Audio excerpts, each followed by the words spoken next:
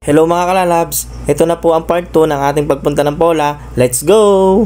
So guys, day 2. Day 2 ng aming We're going to Palawan. We're going in the beach. Bahia. You know, Bahia in sikat ito, little, ano tawag doon? Little Boracay ng Oriental Mindoro. So tara, mamaya na ulit. Yan, ito na po ang part 2 ng ating pagpunta ng Pola mga kalalabs. Good morning po sa inyo at pupunta naman kami niyan sa may Bahia Beach. Sikat po ito dito at laging dinarayo ng mga turista.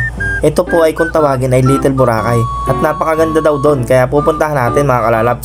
At happy fiesta rin po sa mga taga Pola. Mabuhay po kayo. At are, may isa po ditong pakaway-kaway. Shout out sa iyo kuya. Happy fiesta. Kaya lang, naubusan kami dyan ng budget kasi hindi ko akalain na malalakihan ako ng gastos doon sa aming pagpapagawa ng motor. Kaya naman naghanap muna kami dito ng baka-shoutan. At wala rin dito palang mga baka-shoutan. Puro sarado kasi fiesta. Kaya buti na lang at may Gcash pa naman ako kaya nagpa-Gcash na lang kami. Pagkatapos ko naman magpa-Gcash dyan, ay nagpunta na rin kami dyan sa may palengke para naman mag-almusal. At bibili na rin kami dito ng aming kakainin at lulutuin doon sa may Bahia Beach. Ayan mga kalalabs, andito na tayo sa may palengke at kakain muna kami dyan. Pagkatapos nyan ay bibili na rin kami dyan ng mga ngut-ngutin namin doon. Ayan, nagpabili ang aking lalab ng stick ko. At saka bumili na rin kami ng mga chichirya doon. Bumili na rin kami dyan ng tilapia at saka uling para aming lulutuin doon. Tapos bumili na rin kami dyan ng bigas. Fast forward na tayo mga kalalabs. At ayan pestang-pesta na talaga sa kanila. At meron silang bangkaton mga kalalabs. Sobrang dami ng tao dun Ayan, may mga namamasa pa dyan mga kalalabs. Buti na lang at hindi kami binasa kasi wala na kami pamalit. Ayun may mga nakaabang diyan mga kalalabs. May mga dalang tubig. Kasi dito kung tawagin sa kanilang pesta ay latiti. Kung tawagin ay sa Tagalog ay pasang-basa. Ayos mga kalalabs, napakaaliwalas ng panahon at napakainit. Tamang-tama ito. Kasi nung nakaraang taon nagpunta kami dito ng aking lalab hindi kami natuloy kasi sobrang sama ng panahon. At may signal ata doon. Wala rin namang maghatid sa aming bangka at delikado daw. Sobrang lakas kasi ng alon. Kaya ito, tuloy na ito talaga mga kalalabs. Ready na ako at ready na rin ang aking lalabs. Tapos may bonus pa, may kasama kami. Tamang-tama, napakaganda nito at napakasaya.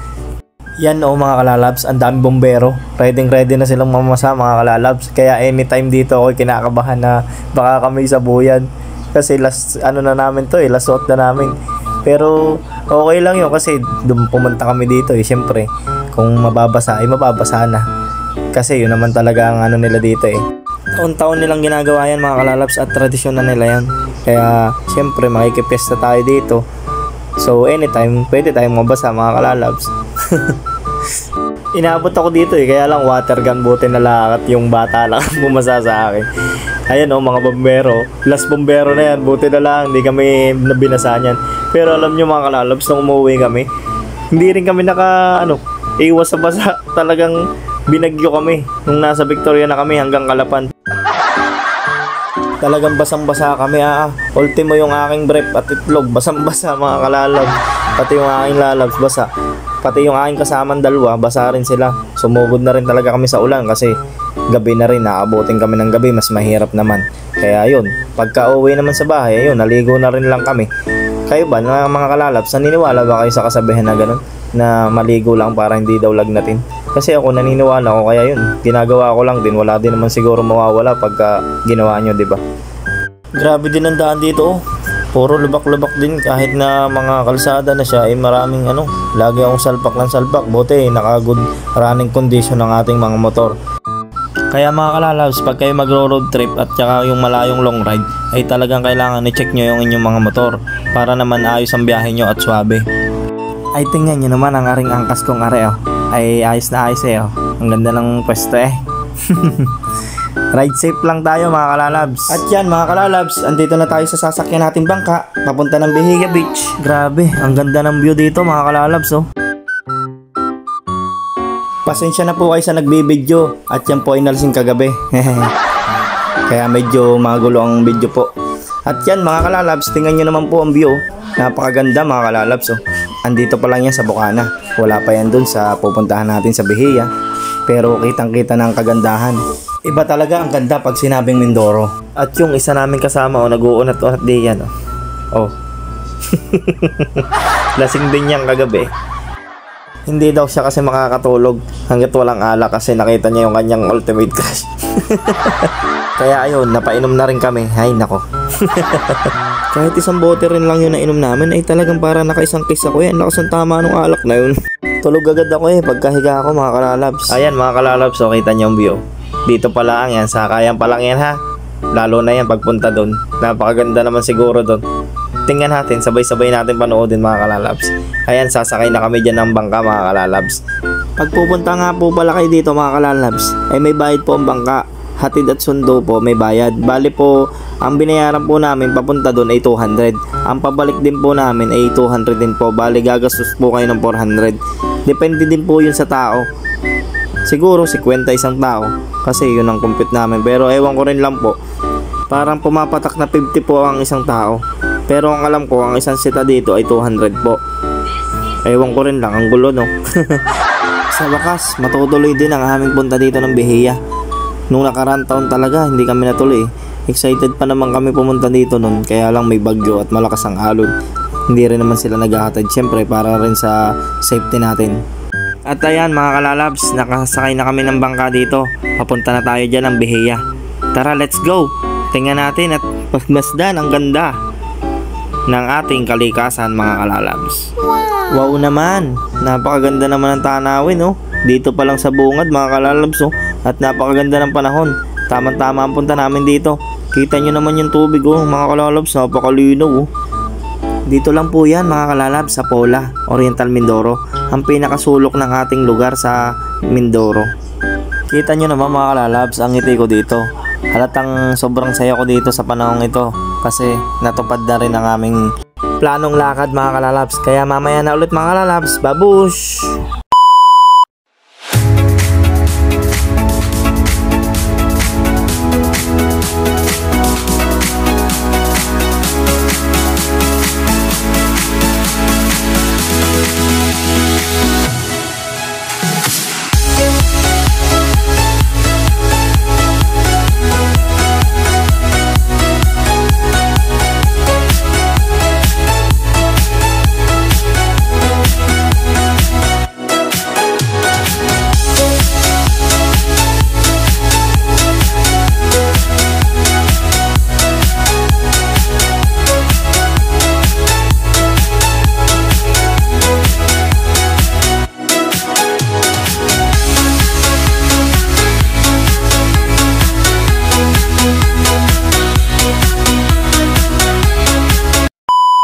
Yan mga kalalabs, dadaong na kami. Andito na kami mga kalalabs sa may Bihiya Beach. Wow, napakaganda naman dito. Parang Little Boracay talaga nga. White sand, white place, white sand, white place.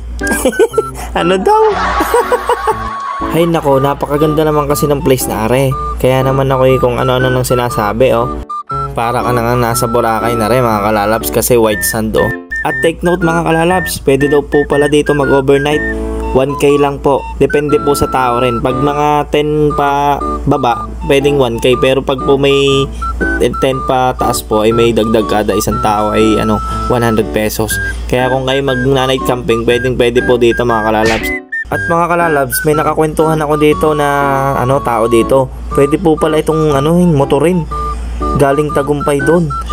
Kung alam lang namin, sana minotor na lang namin. Meron pa pala ditong daan. Medyo matarik lang daw po, pero kaya naman po ng motor mga kalalabs. Kaya sunod na punta namin dito ay magmumotor na lang kami.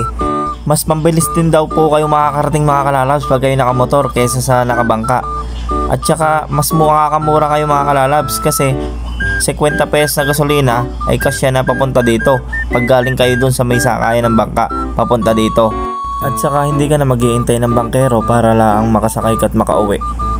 Anytime pwede kayong umuwi mga kalalabs. Kaya pwede na rin pala, magmotor na rin lang kayo kung kayo pupunta dito. At madami naman dito mapagtatanungan. At saka meron din daw po silang nakalagay na welcome to Bihiya, kaya hindi kayo maliligaw. At saka dire-diretso lang to mga kalalabs. Yan, at nagbayad na ako dyan ng cottage. Bale mga kalalabs, 300 po ang cottage dito. Pagkatapos ko niya magbayad ay kami nagluluto na dito ng tilapia. at magpapatikit muna kami ng uling dito mga kalalabs. Yan, nagpaapoy na tayo dyan mga kalalabs para na maluto na natin ang tilapia. At pagkatapos na mapaapoy ay sinalang na namin yung tilapia dyan. Habang sinasalang naman dyan ang tilapia mga kalalabs, at ako naman ay magsasaing doon sa kabila. Buti na lang mabait si na kuya. Dito tayo sa may kabilang bahay mga kalalabs. Feel at home tayo. Hindi ko na nabidyohan mga kalalabs yung pagsalang ko kasi nataranta na rin kami dyan kasi wala kaming kadala-dala lahat. Nanghiram lang po kami diyan, ayun oh. Nabidyohan ko nung nakasalang na mga kalalabs at paluto na. Nanghiram ako dyan ng kasirola, nanghiram ng tubig, nanghiram ng kutsara, lahat-lahat mga kalalabs as in. At yan mga kalalabs, luto na ang ating sinaing, ready na tayo, kain na. Iniintay na lang natin yung tilapiyang maluto. Buti na lang at nakapagsalang na agad tayo ng kanin. Tamang-tama, sakto sa tanghalian to mga kalalabs. Kita nyo naman mga kalalabs, ang ganda ng tanawin dito. Blong-blong ang tubig mga kalalabs, sarap maligo. Habang nga rin aking asawa naman busy dito at nagagawa ng sausawan mga kalalabs. Sausawan namin yan sa tilapia. Pagkatapos namang magawa ng aking asawa dyan ng sausawan na yan at kakain na tayo mga kalalabs. Ready na, luto na rin ang tilapia. Tara po mga kalalabs, kain po tayo.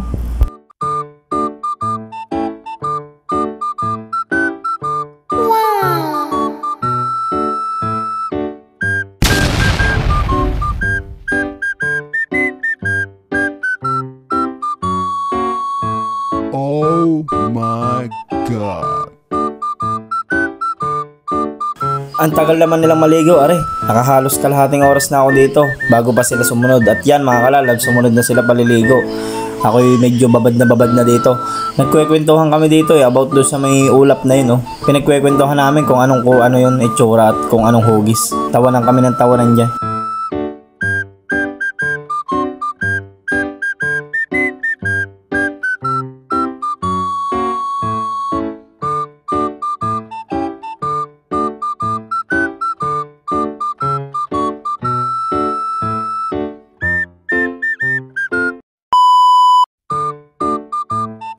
Yan, pagkatapos naman naming maligo dyan mga kalalabs, ay nagpunta na kami dito sa Banlawan para naman makapagbanlaw na at na makauwi na rin tayo mga kalalabs. At hanggang dito na lang po muna mga kalalabs, sobrang haba na rin ang video, tatapusin ko na po muna. Maraming salamat po sa nanood. I love you all, please like, follow and share my Facebook page. Thank you.